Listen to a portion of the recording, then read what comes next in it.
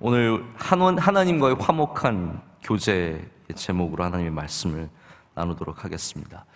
우리는 이제 더 이상 제사가 없는 예배의 시대를 살아가고 있지만, 제가 제사를 이렇게 우리 3주째 번제와 소제와 화목제 이렇게 세 번째 제사에 대한 말씀을 나누는 이유가 있습니다. 왜냐하면 우리의 예배가 제사와 비슷한 점도 있고 다른 점도 있지만, 우리의 예배를 더 온전하게 하기 위해서는 이 예배의 근간이 되는 이 모든 제사를 한번 봐야 합니다. 왜냐하면 이 베이스는 그대로 남아있기 때문입니다. 우리의 형태는 많이 달라졌지만 이 제사에 담긴 마음들, 제사에서 하나님께서 원하시는 것들, 이런 것들은 우리 예배 안에 그대로 남아있다고 해도 과언이 아닙니다. 자, 보십시오. 제사는 하나님이 받으시죠.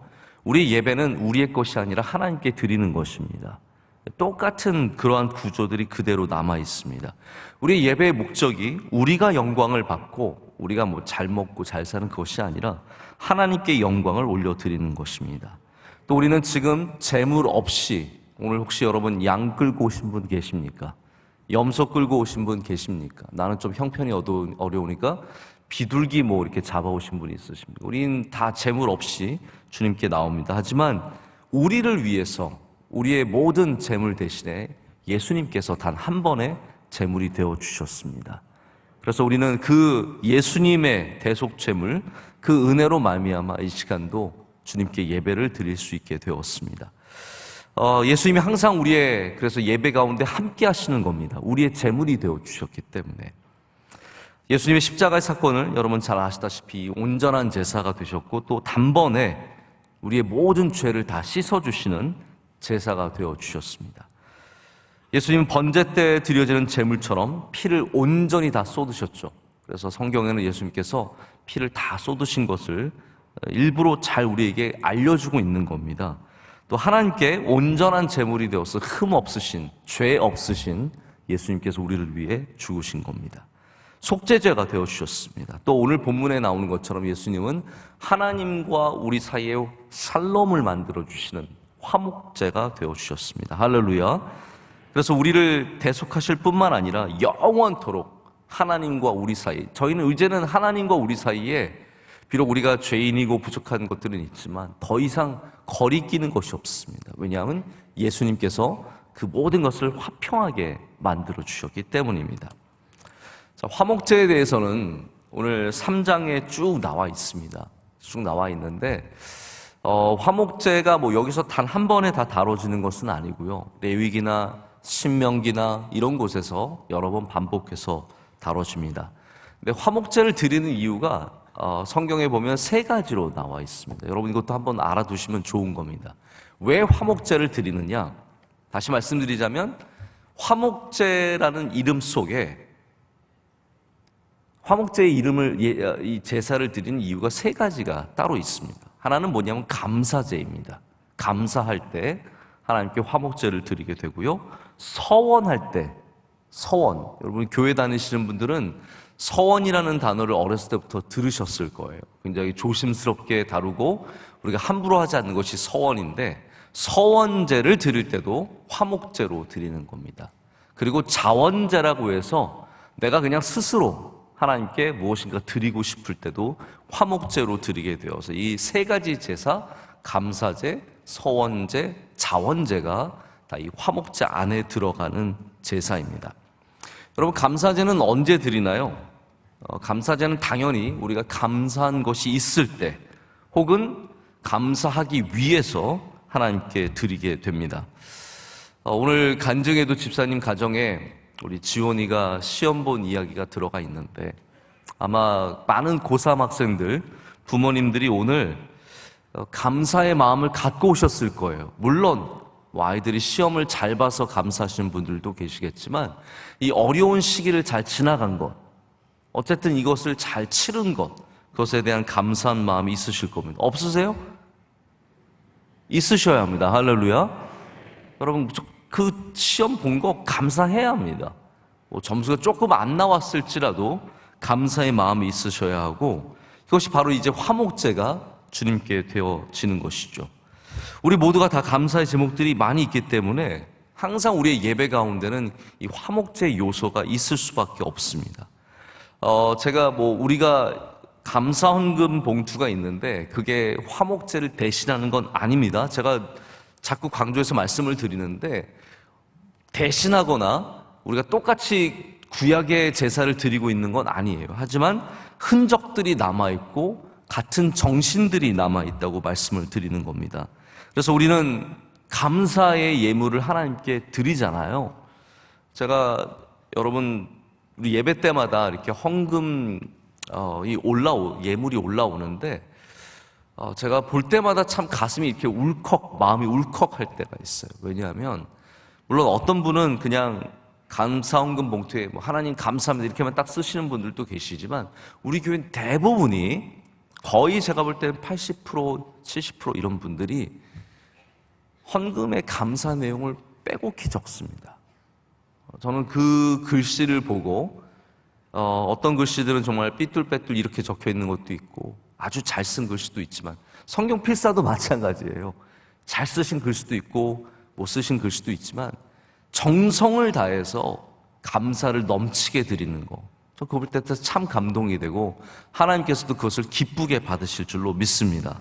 저도 정기적으로 저는 감사 예물 정기적으로 드리고 또 비정기적으로 드리는 것들이 있어요. 정기적으로 매주나 한 달에 한 번, 또 절기로 드리는 예물, 다 감사 예물이 있죠.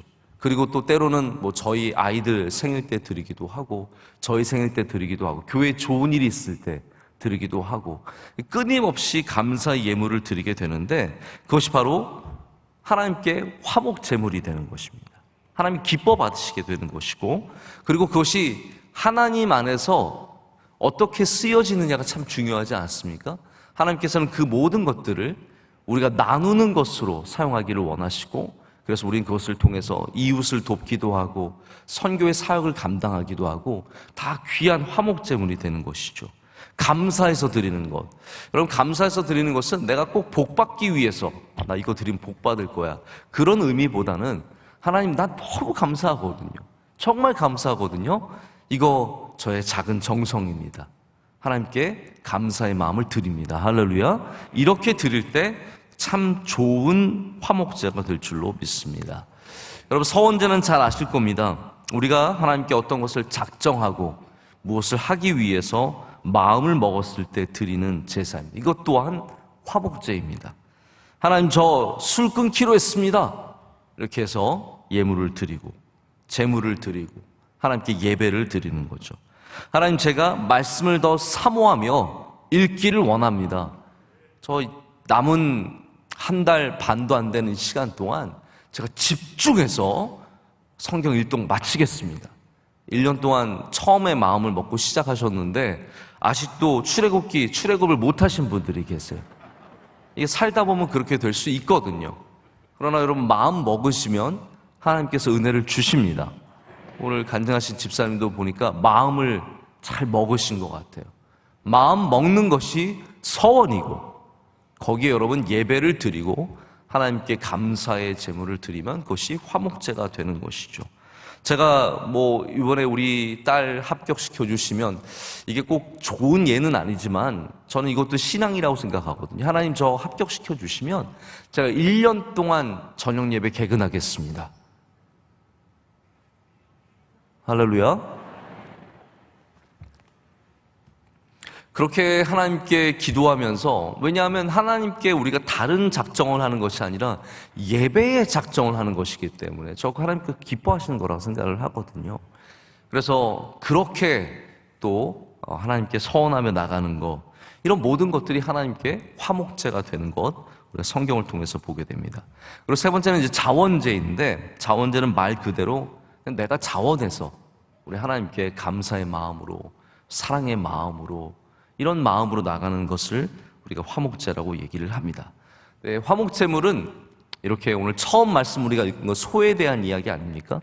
굉장히 자세해요. 제가 참 제물을 보면서, 제사를 보면서 참 많이 느끼는 건 뭐냐면 하나님께서 얼마나 자세하게 이것을 가르쳐 주시는지 모릅니다. 그래서 유대인들은 뭐 안식일 식사를 할 때도 그렇고 제사를 드릴 때도 그렇고 율법을 지킬 때도 그렇고 굉장히 세세하게 합니다. 자, 이번에 지난주에도 말씀을 드렸지만 이스라엘 대사님과 안식일 저녁 식사를 하면서 이분들이 완전 슈퍼 릴리저스한 뭐 종교적인 유대인들이 아니에요. 이 대사님은 아버지가 랍비셨다고 하는데도 굉장히 철저하게 지키지만 그렇다고 해서 완전 종교파는 아니고 정상적인 삶을 살면서 지키는 정도인데 안식일을 철저하게 지키시는 거예요. 근데 어떻게 지키시냐면 저희가 나중에 이제 저희가 안식일 사진을 많이 찍었어요. 식사 뭐 가지고 나오는지 처음에 어떻게 초를 켜는지 이런 거 다 찍었는데 같이 사진을 안 찍어줘요. 왜냐하면 안식일엔 사진을 찍으면 안 된대요. 뭐 이런 게 다 있어요. 같이 밥 먹고 얘기 다 하고 뭐 빵 다 먹고 그래놓고 사진은 안 찍어요. 이게 이제 유대인들에게 보면 어떻게 보면 다 정해져 있는 룰이 있는 거예요. 그래서 제가 어떤 룰인지 모르겠어요. 이게 누르면 안 되는 건지. 원래는 문도 열면 안 된대요. 문 다 열어놓고 그 사이를 다니는 거예요. 그러니까 이게 철저하게 저는 다른 것보다 이게 맞느냐 틀리느냐 이게 좋은 방법이냐 왜 이거는 되고 저건 안 되느냐의 문제가 그렇게 접근하면 안 됩니다. 왜 이거는 되고 왜 이건 안 되지? 왜 걷는 건 되고 물론 몇 걸음 이상은 안 되지만 왜 걷는 건 되고 사진 찍는 거 손가락에 누르기만 하는 건데 왜 이건 안 돼? 그렇게 생각하지 마시고요. 하나님이 허락하신 건 할 수 있고 허락하지 않으신 거는 할 수 없다에 접근을 해야 돼요. 우리는 이 노동력이 에너지가 칼로리가 요만큼 소비되고 이거는 더 소비되는데 왜 더 소비되는 건 할 수 있고 이거는 할 수 없지라고 접근하는 이게 합리적인 방식이잖아요. 그러나 유대인들이 갖고 있는 방식, 우리 그리스도인들이 갖고 있는 방식은 뭐가 되어야 하냐면 하나님이 무엇은 금하시고 무엇은 허락하셨을까의 방식으로 접근해야 된다라는 겁니다. 할렐루야. 그럴 때 우리는 하나님이 정해주신 것들을 복되게 여길 수 있는 왜 돼, 왜 안 돼가 아니라 이것이 하나님이 복 주시는 방식이라는 것을 그렇게 우리가 생각해 볼 수 있다는 거죠. 그래서 화목 제물도 보면은 뭐 기름, 콩팥, 껍질 우리와 전혀 상관없는 이야기를 하시고 계시잖아요. 그럼에도 불구하고 이 안에 하나님의 뜻이 하나님의 복이 담겨 있는 줄로 믿습니다. 자, 제가 화목제물의 말씀을 드리면서 우리의 예배를 한번 생각을 해보게 되었습니다. 성경에는 화목제의 예가 자주 등장해요. 우리가 생각하는 것보다 훨씬 더 많이 등장합니다. 예를 들어서 창세기 31장에도 이미 출애굽하고 이후에 주신 말씀이지만 그 전에도 그 화목제 예가 등장을 합니다. 31장에는 야곱이 라반과 협정을 맺으면서 화목제를 드립니다. 서로 협정을 하면서 화목제를 드립니다.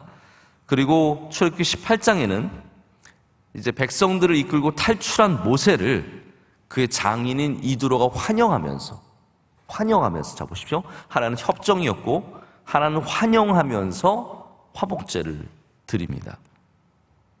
근데 많은 화목제의 예가 있을 텐데 가장 이제 좋은 예는 사무엘이 나중에 화목제를 드린다는 핑계로 이새의 집을 찾아가는 걸 여러분께서 기억을 하실 겁니다. 그래서 이 화목제, 나 제사 드리러 갑니다. 이게 지금 정권이 무서운 때거든요. 사무엘이 어떻게 하느냐, 무엇을 하느냐, 누구를 만나느냐, 이거 굉장히 신경 쓰일 때입니다. 그런데 사무엘이 그것을 피하기 위해서 화목제를 드린다라고 하면서 다윗의 아버지인 이새의 집에 가서 제사를 드리고 그때 다 부른 거죠. 화목제는 뭐예요? 다 부를 수 있어요. 다 같이 먹는 거거든요. 그래서 다 부른 다음에 거기서 바로 다윗에게 기름을 부어주게 되는 것이 사무엘상 9장에 나오게 됩니다.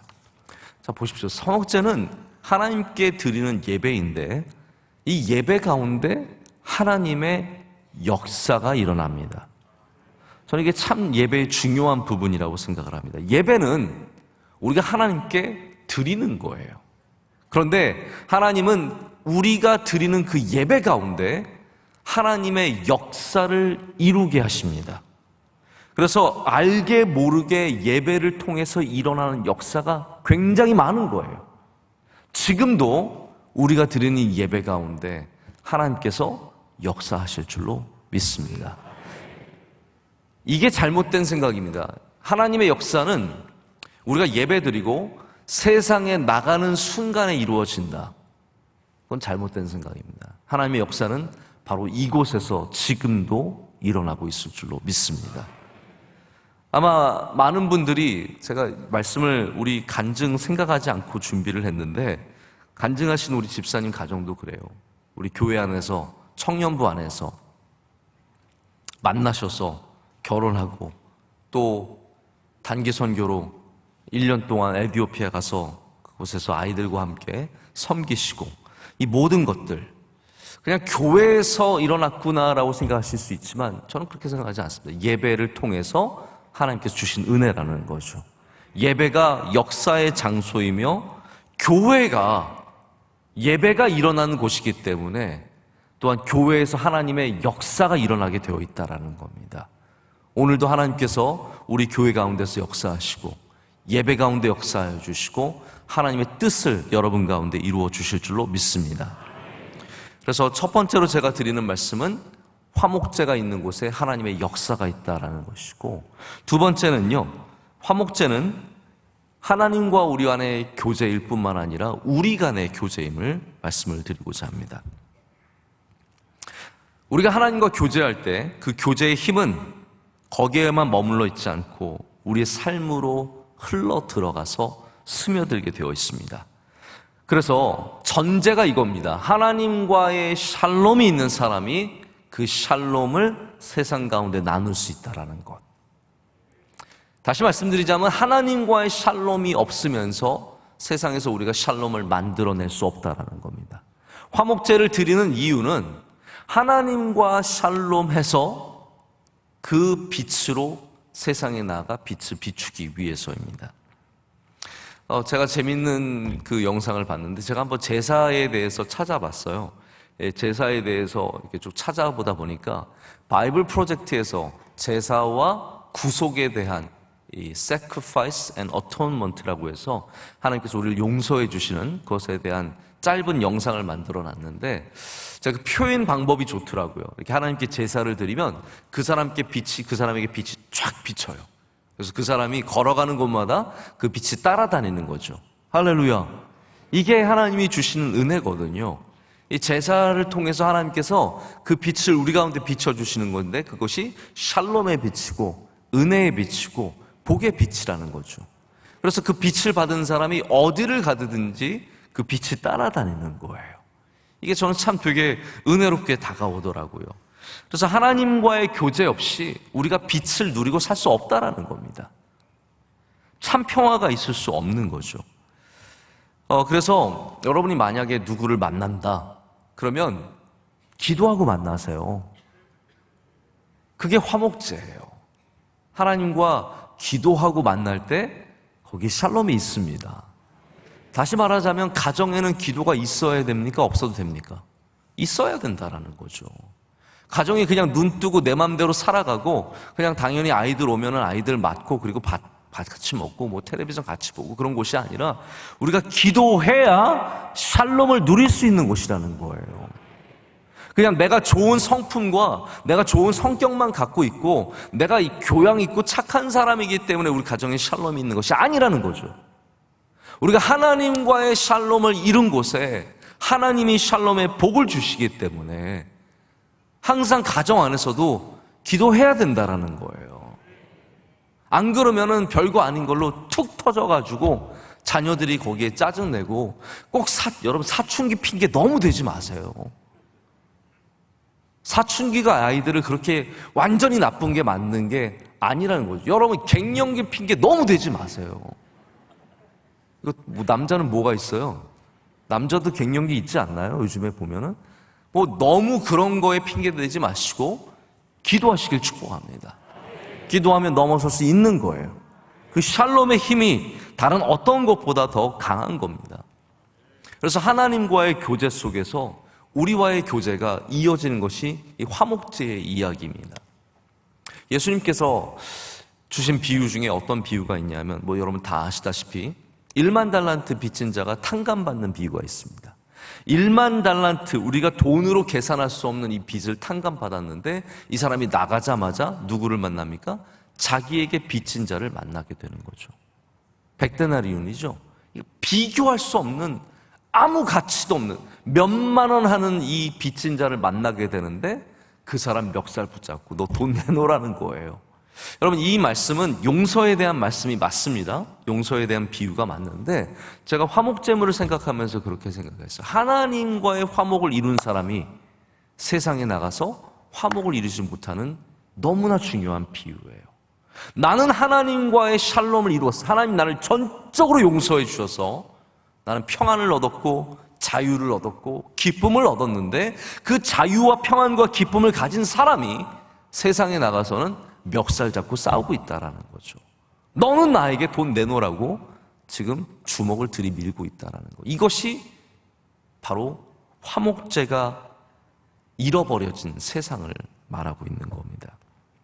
여러분은 오늘 이곳에서 화목제를 주님께 온전히 드리고 세상에 나가서 용서하시고 사랑을 나누시고 넓은 마음으로 품어주시는 주님의 귀한 백성들이 되시기를 축복합니다. 그래서 화목제는 다른 제사와 굉장히 다른 부분이 있습니다. 다른 것은 고기의 일부분만을 제사장과 레위인들에게 주고 남은 거는 다 없애는 거예요. 근데 화목제는 어떻게 되냐면 오늘 보시면 아시겠지만 기름과 콩팥과 내장은 여러분이 그렇게 좋아하는 곱창은 다 태워야 돼요. 싹 다 태워야 돼요.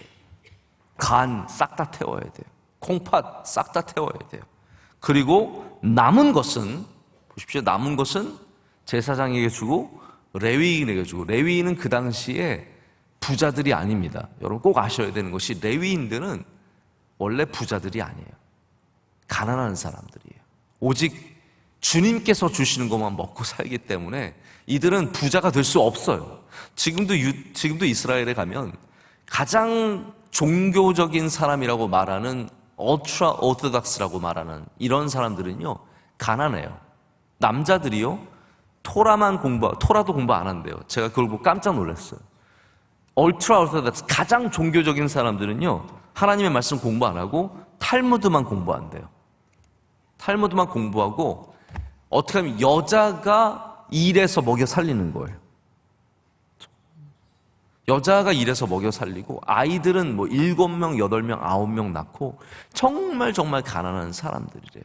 레위인들이 레위인들에게 나눠준다는 것이 처음에 굉장히 마음에 좀 약간 걸렸거든요. 제가 목사로서 레위인에게 나눠주세요 이 말씀을 하면서 마음에는 기쁨이 있지만 드리면서는 죄송한 거예요. 레위인에게 나눠주세요. 저는 레위인은 아니지만 마치 주님에게 종에게 나눠주는 것이 굉장히 이게 선한 일이고 좋은 일, 그런 쪽으로만 포커스가 맞춰져 있는데 그렇지 않다는 거죠. 가난하고 어렵기 때문에 나눠주라는 거예요. 그런데 화목제물은 그러고 나서는 남은 것은 예배자들이 같이 먹는 거예요. 여러분 예나 지금이나 고기는 마음껏 먹지 못합니다. 여러분 고기 마음껏 드세요? 고기 뷔페 가지 않는 이상 고기를 어떻게 마음껏 먹습니까? 그 비싼 고기를. 어제 점심에 제가 오랜만에 우리 교회 섬기다가 이제 밖에서 목회하고 있는 한 목사님과 우리 교회 목사님 두 분에서 4명이서 같이 고기를 먹었어요. 마음껏 못 먹었어요. 우리 밖에서 목회하는 목사님 조금 더 많이 먹으라고, 우리 같이 먹는 목사님 더 많이 먹으라고. 더 시키려니 고기가 여러분 싸요, 비싸요? 비싸요. 이거 마음에 걸리는 거죠. 고기를 마음껏 먹는 건 예나 지금이나 참 힘든 겁니다. 그렇다고 여러분 갑자기 고기 같은 거 주지 마세요. 제가 고기를 먹고 싶어서 이 말씀을 드리는 게 아니라 중요한 건 뭐냐면 그때 이 어려운 때에 화목제는 사람들 다 같이 밥을 먹는 겁니다. 그래서 중요한 게 있습니다. 뭐냐면 보이는 사람에게만 준 것이 아니에요. 다시 말씀드리자면 수동적으로 지금 예배드리는 사람, 요 사람만 딱 같이 먹을게요가 아니에요. 이것이 수동적인 나눔이죠. 화목제물은 능동적으로 나눕니다. 어떻게 나눕니까? 그러면 부르는 거예요. 찾아오라는 거예요. 데려오는 거예요. 심지어는 저 멀리 있는 사람까지 찾아서 다 와서 같이 먹자고 하는 것이 화목제예요. 그러니까 우리끼리 먹고 끝내자가 아니라 더 많은 사람, 더 불러서 먹는 것이 화목제예요. 여러분, 하나님의 마음 그런 거 아닙니까? 하나님께서 어떻게 하십니까? 예수님의 비유에 보면은 야, 잔치에 불러라. 사람들 안 오죠? 그러니까 하나님께서는 능동적으로 잔치를 채우세요.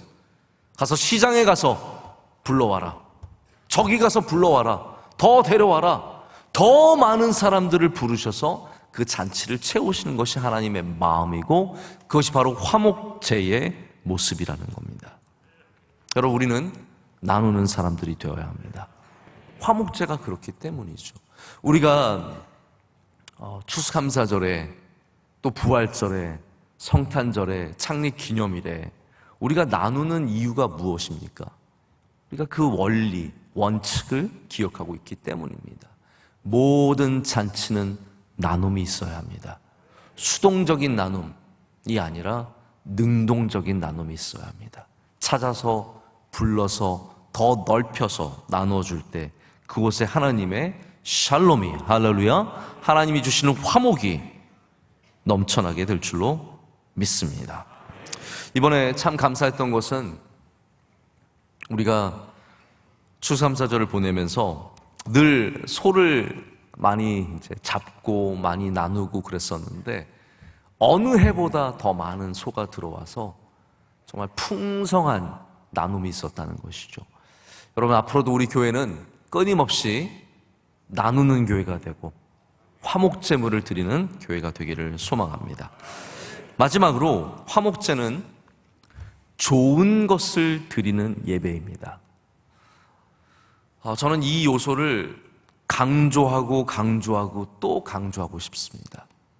요즘에 요소수만 많이 생각을 하는데 예배의 이 요소를, 이거를 잘 기억하시길 바랍니다. 예배는 기본적으로 좋은 것을 하나님께 드리는 것입니다. 이거를 잃어버리면 좋은 것을 안 드려도 뭐 괜찮겠죠? 근데 우리가 연약해서 가난해서 힘들어서 그래서 이것밖에 드릴 게 없어서 이걸 드리는 게 아니라 귀찮고 마음이 없어서 하나님께 좋은 것을 드리지 않으면 좋은 것을 드리지 않는 것에서 멈추는 것이 아니라 우리의 예배가 점점 식어가게 되어 있습니다. 그게 위험한 거거든요. 다른 제사들과 화목제가 구별되는 것이 번제는 다 태워요. 싹 다 태웁니다. 고기도 다 태웁니다. 근데 화목제는 기름만 태워요. 기름만 태웁니다. 내장과 기름을 태우라고 되어 있는데 이 기름이라는 것이 우리가 생각하는 못 먹는 지방 덩어리를 말하는 것이 아닙니다. 이 기름이라고 했을 때는 고기 가운데서 기름기가 가장 많은 좋은 부위를 말하는 겁니다. 그래서 우리가 생각하는 것과 다르게 화목제는 고기도 태워요. 다만 가장 패티한, 가장 지방이 풍부해서 부드럽고 씹기가 좋고 먹을 때 기분이 좋은 바로 그것을 태워서 하나님께 드리는 것을 말합니다. 다시 말하자면 여기서 쓸데없이 안 먹는, 이스라엘 사람들이 안 먹는 곱창 그런 내장만 태우는 것이 아니라 고기 중에서 가장 사람들이 좋아하는 부분도 하나님께 올려드리는 것이 화목제입니다. 그래서 화목제는 생각과 우리 상식과 다릅니다. 알고 보면 우리가 갖고 있는 그냥 성경을 읽으면 그냥 우리가 느끼는 그런 상식과는 조금 달라서 하나님께 가장 좋은 것을 드리는 제사이기도 합니다. 하나님께 좋은 것을 드리기를 거부하는 것은 욕심의 문제만이 아닙니다. 아까워서만이 아닙니다. 이게 무슨 말입니까? 좋은 것을 주기 싫다는 말은 더 이상 사랑하지 않는다는 말이에요. 더 이상 하나님이 나에게 가장 중요한 존재가 아니라는 말입니다. 저희 이제 아들이 고기를 잘 먹습니다. 오늘 고기 얘기 많이 하네요. 네. 저희 아들이 고기를 잘 먹습니다. 근데 가끔 좋은 고기가 들어왔을 때 약간의 딜레마가 있습니다. 이거를 내가 먹어야 할 것인가? 아니면 아들에게 줘야 할 것인가? 여러분이면 어떻게 하시겠습니까? 여러분은 어떻게 하시겠어요? 여러분은 그냥 여러분 드시겠죠? 그렇죠? 네. 모르겠습니다. 어떤 마음이신지. 저는 근데 저희 아들이 좋으니까 제가 좋은 걸 먹어야겠다기보다는, 아마 사실 다 여러분도 그러실 거예요. 내가 좋은 걸 먹어야겠다기보다는 좋은 걸 아들에게 주고 싶은 거죠. 여러분, 11살짜리가 무슨 입맛이 있어요? 그냥 주는 거 먹는 거죠. 걔가 좋은 고기가 뭔지 알고 나쁜 고기가 뭔지 알아요. 고기는 다 고기죠. 8살짜리 아이가 뭘 알겠으며, 네, 8살짜리 저희 딸이 뭘 알겠어요. 그냥 주는 거 먹는 게 아이들인데. 그러나 우리는 좋은 게 있으면 이 좋은 것을 사랑하는 사람에게 주고 싶은 마음이 있는 거예요. 하물며 우리가 하나님께 좋은 것을 드려야 하지 않겠습니까? 더 이상 사랑하지 않기 때문에. 제가 가끔씩 말라기 말씀을 드리죠. 여러 번 들으셔서 여러분 이제는 다 기억하실 텐데, 말라기의 이야기를 드리는 딱 하나입니다. 말라기는 하나님께 더 이상 좋은 재물을 드리지 않은 것을 지적을 합니다. 눈 먼 거, 다리 저는 거. 왜 그렇습니까? 하나님께서 야, 나는 눈 먼 거 못 먹어, 다리 저는 건 싫어해, 그런 말씀이십니까? 아니죠. 너희 사랑이 식었다는 거예요. 하나님께서는 재물을 통해서 바로 이스라엘 백성들의 예배가 완전히 식어버리고 형식만 남아있는 것을 말씀을 하시는 겁니다. 여러분, 우리의 화목제가 다시 살아나야 합니다. 할렐루야. 다시 화목제가 살아나기 위해서는 이 마음을 잊지 마시길 바랍니다. 하나님께 좋은 것을 드리겠다는 마음. 사실 교회 나올 때 뭘 입어도 상관없습니다.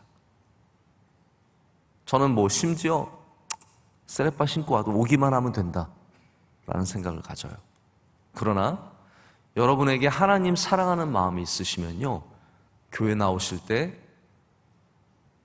의복을 갖춰서 입어서 나오시길 바랍니다. 시대가 지나고 아무리 세월이 지나도 정말 하나님 사랑하는 사람이라면 내가 하나님께 좋은 모습으로 나오는 것이 소중한 것임을 알아야 됩니다. 좋은 마음으로 나오시기를 바랍니다. 나쁜 마음들 버리고, 나쁜 생각들 버리고, 미움과 악한 마음들 버리고, 이곳에 나올 때 하나님께 나의 가장 좋은 마음을 드릴 수 있도록. 예물을 드릴 때도 여러분 그냥 주머니에 있는 거 내는, 아니에요. 준비하시고, 액수가 중요하지 않습니다. 1,000원이어도 됩니다. 500원이어도 되고 100원이어도 됩니다. 그러나 하나님께 좋은 것으로 드리십시오.